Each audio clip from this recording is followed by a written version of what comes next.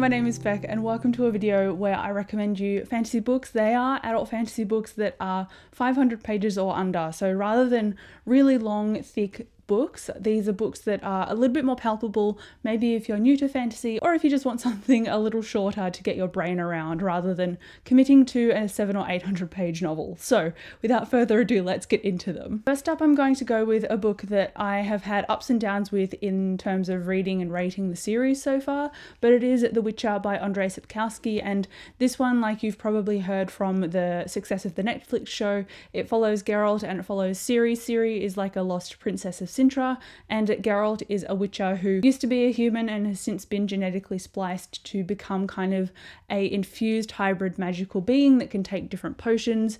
Ultimately, he fights against monsters in this world, and there is like a quest scenario. There is this character who is kind of gruff and stern, but he becomes more like a mentor or father figure to Ciri, the lost princess. There are characters in here that are elves, and there's dwarves, and there's different kinds of magical creatures, and I liked seeing those variations in a more, like, I guess contemporary book, but this is old compared to some of the other books I'm going to talk about. So in terms of the oldest book, I think this is the oldest on this list per se, but I also have a review of the first book. So if you want to learn more specifically about that book without being spoiled, and also want to hear a little bit more about the short stories set before this, then I would recommend that video. But this one is like 300 or 400 pages long, so it's significantly shorter, but because it's a translated work as well, it reads a little bit slower on some occasions, so just bear that in mind when you start this series. Now next is a book that I haven't read, but I wanted to include this anyway, because if I talk about it, then more people will hear about it, and then more people will read it, and then tell me if it's good or not and worth my time.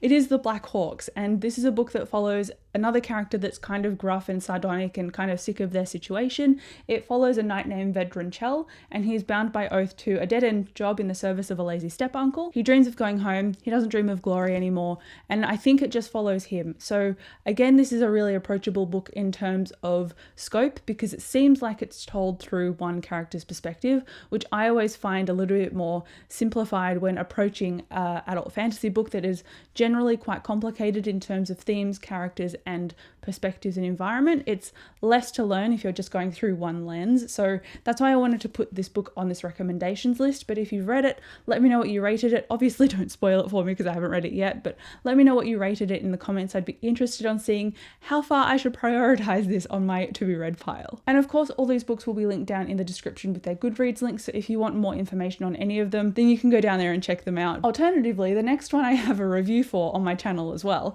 and it is Traitor's Blade by Sebastian D. Castell. This is again another short one, and it's a completed quartet, so if you want to get into a series that's not too long and not too thick, this is a great one to start with. It's got a Three Musketeers vibe in terms of the banter and the sword mastery with the three protagonists. So I say three protagonists, but it's more like a trio, and we follow just Falkio's perspective. And Falkio is a greatcoat, which is like a lawmaker for the king, but 5 years ago the king was murdered by all of the dukes because they didn't want a ruling monarchy, they wanted more power. So because the dukes killed the king, Falkio and his friends don't have a job anymore, and they're kind of roaming sellswords. And at the beginning of the story, the person they're supposed to be guarding gets killed, and then they get framed for it, and now they're trying to escape the ramifications of that, and they run into a whole different load of scenarios that are quite fun and dark. And I love this series because of Falkio's tone of voice. He's very relatable, he's very funny, and I think he's really able to grab you from the first couple of pages.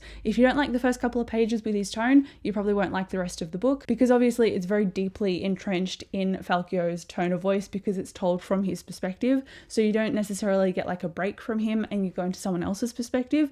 It's all Falkio. So if you want something that's a little bit fast paced, that's really great at exploring characters and where they evolve to, I think this is a brilliant series for you. I personally really adored it. And then we've got another one that's like a love letter to D&D, and this has been talked about a little bit across BookTube lately. It's The Kings of the Wild by Nicholas Eames. This has a sequel called Bloody Rose, and it's kind of a sequel companion to this book. Anyhow, this book follows Clay. Again, like the Traitor's Blade book, it follows just one character from one perspective, but where Falkio is more funny and self-deprecating with his humor, Clay is more aware and stoic and sardonic about external things. So I really liked following Clay's perspective because he's a bit older than Falkio, he's got a wife and child, and he's also got a little bit more perspective. So the setup to this story is that Clay is like a veteran. In his younger days, in his youth, kind of like Falkio, he was roaming, he was a hero, but now he's kind of retired from that life. However, one of his mates has a daughter, and this daughter has been kidnapped, so his mate turns up on his doorstep and is trying to get the band back together so they can go on this quest to save the daughter, when all of the friends who were once heroes have kind of retired now. So I like that twist of the quest trope. I found it really not relaxing, but just kind of familiar, I guess, and also new. Familiar and new. I don't know how this managed to pull that off, but also if you like D&D, and I've played a few games, but it's personally not for me. I still found this quite enjoyable, but I think if you have played D&D before and you're really into it, this has a lot of references to that, and I didn't necessarily understand all those references, but I still really enjoyed this book. So if you like D&D and if you don't really play D&D, I think you'd still like this regardless. Now, next I'm deviating a little bit from just straight up adult fantasy into a urban fantasy instead, and that is Ninth House by Leigh Bardugo. This is a book written by an author that primarily wrote young adult stuff. So she wrote Shadow and Bone, which is also now a Netflix show, so it might be familiar to some people, but this is a real deviation from what she used to write because this is a lot darker. It does kind of have that throwback to YA, but it's older. So we follow a character named Alex Stern, and she's going to Yale University, and at Yale there is an undercover secret society. Well, there's several, and Alex can see ghosts, and because of her ability to see ghosts, she gets pulled into this secret society, or the world of the secret societies, and trying to protect the secrecy that goes alongside that. But at the same time, a girl, like a normal college girl just going to college at Yale, gets murdered, and so Alex kind of gets roped into that whole mystery as well, kind of by happenstance. So this was a debut from Leigh Bardugo in terms of an adult book, and I think if you're going into adult from YA background primarily, then I think you'll enjoy this because it's a lot darker than what you're used to probably reading. But if you also like fantasy and adult fantasy and even adult fiction, I think this is a great place to dive into fantasy in general, because it does have stuff that is like real world relatable. But if you like supernatural, for example, then I think you'd like this as well. Not that it's necessarily the same, but it's got elements that are similar, so our familiar and then magic layered over that, and I found that really captivating, and I gave this 5 stars and I loved it, and I can't wait to reread it, and hopefully the sequel comes out soon. So if you're looking for a series that's complete, this one's not for you. But if you are keen on trying a new dark urban fantasy book by a female author who primarily wrote in YA but has now jumped deeply headfirst into adult, I think you would enjoy this one as well. All right, we've got 3 left, and I'm going to pivot into another urban fantasy, and if you've been on my channel for a while, you may probably expect this recommendation, but it is The Dresden Files, with Stormfront being the first book by Jim Butcher. This is a series that follows Harry Dresden. He's a wizard detective. It's set in Chicago, and like Ninth House, it has, again, familiar world building from our everyday present, but it also has magical creatures, supernatural abilities, magic, and just wizards and stuff laid into that. So I really loved that Harry Dresden had a background in using magic. I liked that there were rules enforced as well, so people couldn't just become super overpowered, and that there were cops and a mystery involved, as well as Dresden being a consult for those cops on supernatural murders. So it really pulls from that like monster of the week detective kind of scenario, but it also branches off further than that once you are familiar with the characters. So I really love this series. And again, like with Traitor's Blade and Falkio, it's told from Dresden's perspective, so you really get into his head and into his tone of voice, and the audiobooks are brilliant because James Masters does those. So they're really, really enjoyable, especially if you pick them up on audio. I'd also actually recommend Traitor's Blade on audio because I adored those as well, and I actually listened to Kings of the Wild on audio as well. So there you go with some audiobook recommendations as well as adult fantasy recommendations. And now the final 2, we have The Fifth Season by N.K. Jemisin, and this is a book that is written by a person of colour, and it has a lot of queer representation in the work as well. So we follow one main character, and it's been so long that I can't remember her name, but I know she's a mother and she has a fight with her husband, and her husband ends up killing one of their children and then kidnapping the other. So she's on a journey to track him down, save her daughter. Then there's another character named Esun, and she is part of this organization of magic users, and I think they're going around to enforce magic use in a certain way, but it's been a while and I don't remember.